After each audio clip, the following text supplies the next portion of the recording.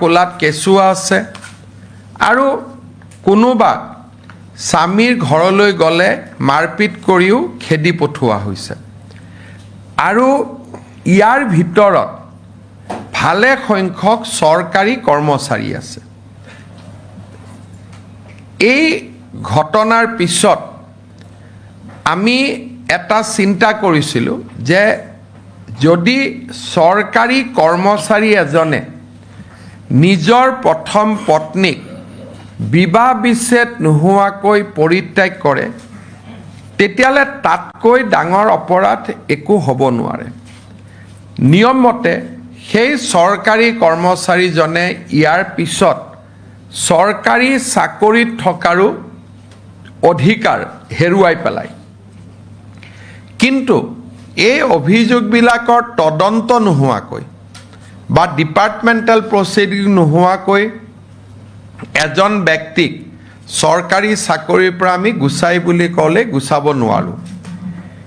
সেইকাৰণে আমি এটা নতুন সিদ্ধান্ত লৈছোঁ যে পৰিত্যাগ কৰা পত্নীগৰাকীয়ে যদি DDO-জনক অৰ্থাৎ যিজনে দৰমহা দিয়ে তেওঁক যদি আবেদন কৰে তেওঁৰ দৰমহাৰ 20% ইনক্লুডিং DA, এইটো নহয় যে বেচিক চেলাৰী, সম্পূৰ্ণ দৰমহাৰ 20% পৰিত্যাগ কৰা পত্নীগৰাকীৰ একাউণ্টলৈকে ট্ৰান্সফাৰ কৰি দিব।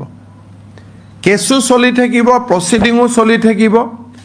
সমান্তৰালভাৱে মহিলাগৰাকীয়ে 20% দৰমহাৰ ধন লাভ কৰিব যাতে তেওঁলোকে এটা জীৱন এটা আৰম্ভ কৰিব পাৰে। আজি আমাৰ চৰকাৰী কৰ্মচাৰীৰ এভাৰেজ দৰমহা 50,000 প্লাছ ইন এণ্ড এৰাউণ্ড। গতিকে লগে লগে অন্তত মাহত 10-12,000 টকা সেই পত্নীগৰাকীয়ে পৰিত্যাক্য পত্নীগৰাকীয়ে লাভ কৰিব পাৰিব। আৰু ইমানতে শেষ হৈ নাযায়, কৰ্মচাৰীজনৰ ওপৰত ডিপাৰ্টমেণ্টেল প্ৰচিডিঙো আৰম্ভ হ'ব সমান্তৰালভাৱে।